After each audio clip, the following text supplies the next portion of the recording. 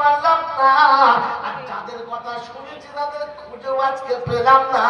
আল্লাহ কি হবে ঠিকানা বুঝতে পারছি না।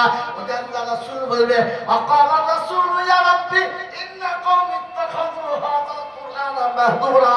ও আল্লাহ রাব্বুল আলামিন, কোরআনটাকে বাপ-দাদার পুঁথি মনে করতো, আল্লাহ তোমার কালামটাকে খেলনা মনে করতো, নিজের বাহাদুরিয়ার গর্বের জীবন চালাতো। আল্লাহ তুমি ওদের ঠিকানা বলে দাও।